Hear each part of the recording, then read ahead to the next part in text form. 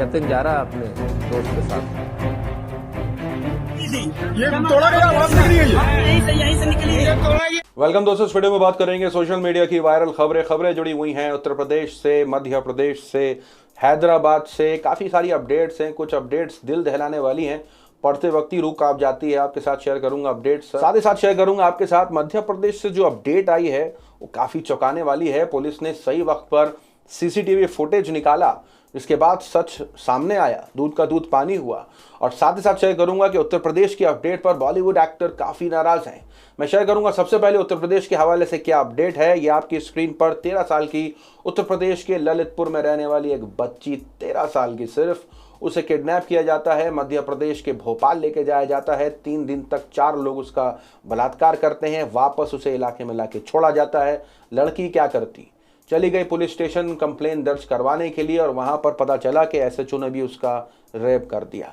ये खबर सुनने में जितनी आसान लगी है, मुझे पढ़ते वक्त काफ़ी मेरे रोंगटे खड़े हो रहे थे, और करते वक्त क्या हाल हो रहा होगा मुझे इसका कोई अंदाज़ा नहीं है। उस लड़की पर क्या बीत रही होगी ये भी मैं नहीं बता सकता। लेकिन जो अपडेट है वो काफ़ी चिंताजनक है, और जिस तरीके से ये अपडेट निकल के आई है, यहाँ पर बहुत से लोग जो हैं वो अमित शाह के उस बयान को घेरते नजर आ रहे हैं जो उन्होंने आज से कुछ महीने पहले यानी चुनाव के वक्त दिया था। ये आपकी स्क्रीन पर राजीव निगम ये ट्वीट करते हैं इसी खबर पर, और वो कहते हैं कि लेकिन शाह साहब तो कह रहे थे कि यूपी में रात 12 बजे गहने लाद के स्कूटी से कहीं भी जा सकती है, चुनाव खत्म, अब शाह साहब पलट कर नहीं देखेंगे। यहां तक कि जब ये अपडेट निकल के आई थी कि एसएचओ ने रेप कर दिया उस लड़की का और फरार हो गया, इसके बाद अपडेट निकल के आई जब पुलिस ने अपनी छानबीन करी और उस शख्स को गिरफ्तार किया, तो इस अपडेट पर बॉलीवुड के रितेश देशमुख काफी आग बबूला हो गए। आपकी स्क्रीन पर रितेश लिखते हैं कि अगर ये सच है तो इससे बदतर कुछ नहीं हो सकता। रक्षक ही भक्षक बन जाए तो आम इंसान न्याय मांगने कहां जाए।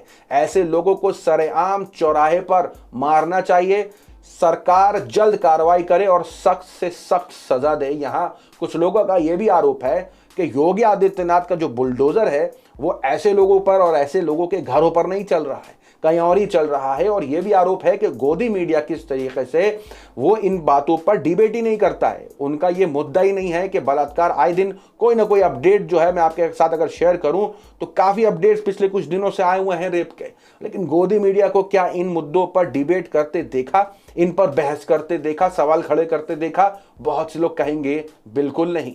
यहां मैं शेयर करना चाहूंगा कि योगी आदित्यनाथ के ऊपर किस बात का आरोप लग रहा है कि उनका जो बुलडोजर है वह ऐसे लोगों पर जो बच्चियों का रेप कर देते हैं, सरकारी ऑफिसर ऐसा काम कर रहे हैं, उनके घरों पर बुलडोजर ना चल के कहां चल रहा है। ये आपकी स्क्रीन पर कानपुर की अपडेट है। अपडेट निकल के आई कि मदरसे पर चला बुलडोजर, प्रिंसिपल बोले जानबूझकर की गई कार्रवाई। और जहां ये वीडियो वायरल हो रही है आपकी स्क्रीन पर, और आरोप यह है कि पुलिस ने किताबों तक को, यानी धार्मिक जो किताबें हैं उन तक का लिहाज नहीं रखा। यहां आरोप इस वीडियो में भी है और पत्रकार भी ऐसा आरोप करते दिख रहे हैं पुलिस के ऊपर। यहां आपकी स्क्रीन पर पत्रकार लिखते हैं कि पहले मुस्लिम के घर पर बुलडोजर, फिर मस्जिद और अब मदरसिया इस्लामिया।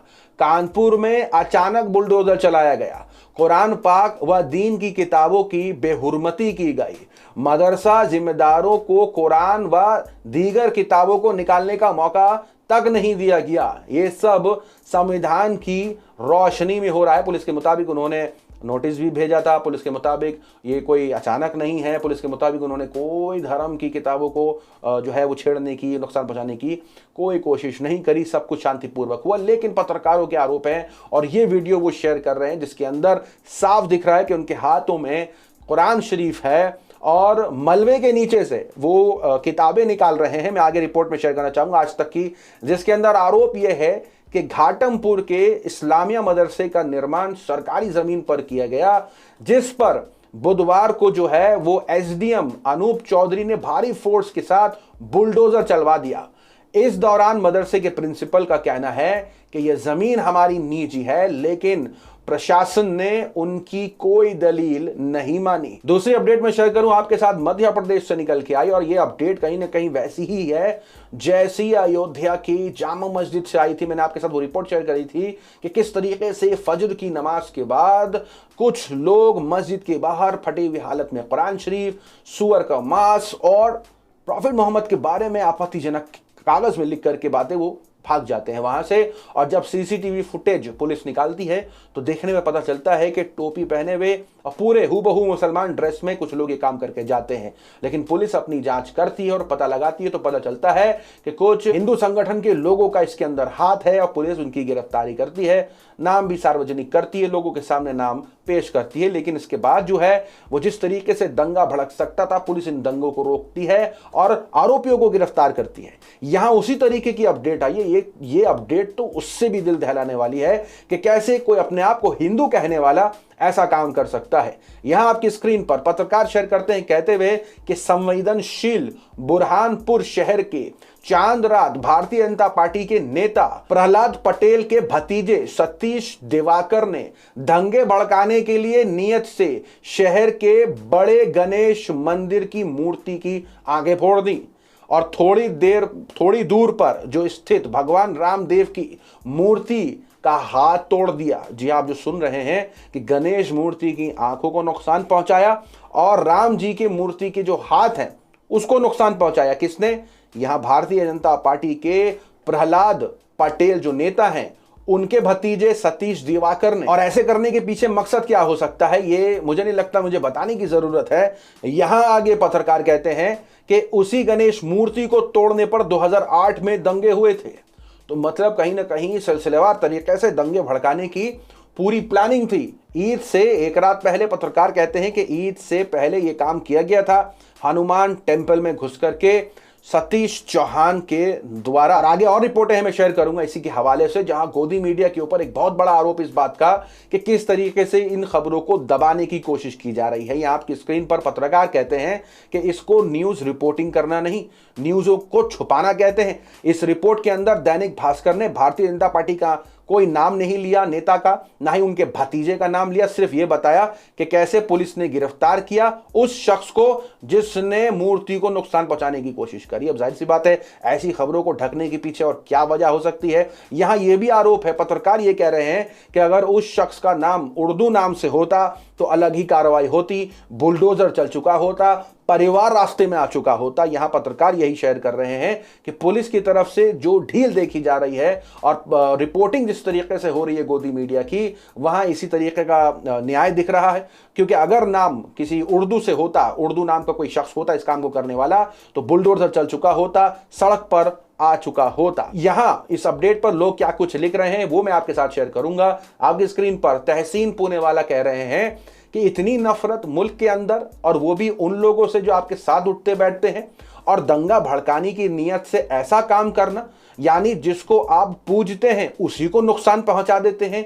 इतने अंधे हो गए हैं नफरत में। गणेश और श्री राम आपको कभी माफ नहीं करेंगे। यहां पत्रकार सत्या कहते हैं कि सबसे बड़ी हैरान करने वाली बात यह है कि पूरी घटना होने के बाद पुलिस ने चुपचाप कार्रवाई करके मामला दबा दिया। और साथ ही साथ कहते हैं पुलिस को यह भी डर था कि अगर मामला उठा तो मध्य प्रदेश बीजेपी सरकार की बहुत बदनामी हो जाएगी। हैरान करने वाली बात यह है कि 2008 में जब दंगा हुआ था तो उस साल भी चुनाव का समय था। और यहां आगे वो ये भी कहते हैं कि किस तरीके से मूर्ति को नुकसान भी पहुंचाई गई है, और ऐसा करते हुए लोगों को शर्म नहीं आता कि अपने ही भगवानों को नुकसान पहुंचाते हैं और दंगा भड़काने के लिए।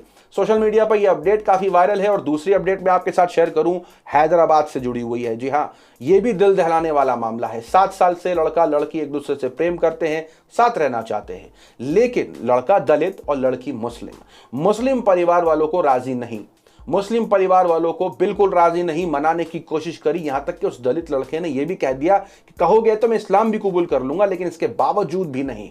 और यह फैसला दोनों लड़का लड़की ने किया कि उन्होंने आर्यन समाज कमेटी के तहत शादी करी और घर से कुछ दूर जाकर के अपना घर बसा लिया। कुछ दिन तक वहीं थे, वापस लौटे ये सोच करके कि शायद अब सब कुछ ठीक हो चुका होगा, लेकिन नहीं, नफरत तो ऐसी घुसी हुई थी कि जब वापस देखा उन दोनों को तो आग भगूला हो गए। पीछा किया, पता किया कहाँ रह रहे हैं, कहाँ से आना जाना करते हैं। और एक दिन स्कूटी में दोनों जा रहे थे और वहीं लड़की के भाई ने उस लड़के के ऊपर ऐसा हमला किया कि बेचारा खूने खून हो गया, काफी बुरी हालत में, और मौत के घाट उतार दिया गया उसे। यहाँ कुछ विजुअल्स भी है जो मैं नहीं दिखाना चाहता, जहां बहुत बुरे हालात में वो शख्स देख सकते हैं। और यहाँ लड़के ने यानी लड़की के भाई ने जिस तरीके से हमला किया है, मामला पुलिस के हाथ में है, पुलिस ने कार्रवाई करी है, मामला दर्ज करा है और साफ कहा है कि कहीं ना कहीं धार्मिक वजहों की वजह से इस काम को अंजाम दिया है। अब सवाल यह है कि इतनी नफरत किस लिए है, किस वजह से है? क्या ये नफरत हिंदुओं की वजह से है? क्या ये नफरत मुसलमानों की वजह से है? तो जी नहीं, ये नफरत ना हिंदुओं की वजह से है ना मुसलमानों की वजह से है। लोगों के दिल में नफरत है, इसलिए जो है वो कहीं ना कहीं ये बाहर आ जाती है और इस नफरत को असल खत्म करना है, क्योंकि आईटी सेल एक बहुत बड़ा कारण है। एक तो अफवाहें हैं, एक तो कुछ लोगों की कहीं ना कहीं साजिशें हैं, कुछ लोग ऐसा कर देते हैं, माहौल बना देते हैं कि वाकई नफरत फैलती है। जैसे मैंने आपके साथ अभी मध्य प्रदेश की एक खबर शेयर करी, किस तरीके से अपनी ही मूर्ति को नुकसान पहुंचा दिया और फिर इल्ज़ाम किस पर लगता, जाहिर सी बात है। तो यहाँ जिस तरीके से नफरत फैलाई जाती है, एक और वीडियो वायरल हो रही है जिसके अंदर आरोप ये है कि किस तरीके से ये जो मुसलमान हैं, ये जो शांति दूत हैं, ये जो मोहम्मद में मानने वाले हैं, ये जो इस्लाम में मानने वाले हैं, अलग अलग नाम दिया गया है, अलग अलग नामों से बुलाने लगे हैं और कह रहे हैं कि मामला असल जुड़ा हुआ है संगम विहार से, जहां कुछ मुसलमानों ने किस तरीके से पंकज और उसके साथी को मौत के घाट उतार दिया। आपकी स्क्रीन पर वीडियो में छोटी सी दिखाने की कोशिश करूंगा ताकि आपको थोड़ा अंदाजा मिले कि किस वीडियो की बात हो रही है। गली से कुछ लोग गुजर रहे हैं, सामने से कुछ लोग आ रहे हैं, किस तरीके से वहां एक शख्स को पकड़ करके बुरी तरीके से मारा जाता है और मारने के बाद जो है वो सोशल मीडिया पर यह वायरल किया जाता है कि कैसे जो है वो हिंदुओं पर ये मुसलमान हमले करते हैं। और कहा गया है कि कैसे जतिन और पंकज को पत्थरों से, जी हाँ, पत्थरों से मार मार के मौत के घाट उतार दिया जतिन को। और अलग अलग मीडिया ने भी इसको कवर किया है। और जाहिर सी बात है, जब मीडिया कवर करती है तो बहुत सी ऐसी मीडिया होती है कि वो जो नाम है वो मेंशन नहीं करती, उसका फायदा लोग बहुत उठाते हैं क्योंकि अंदर तक लोग खबर को नहीं पढ़ते हैं। जी न्यूज़ भी ने भी इस तरीके की अपडेट शेयर करी थी आपकी स्क्रीन पर, लेकिन आरोपियों का जो नाम है वो नहीं शेयर किया। लेकिन यहाँ पर आईटी सेल को मौका मिला और उन्होंने मुसलमान एंगल के साथ इसको शेयर करना शुरू कर दिया।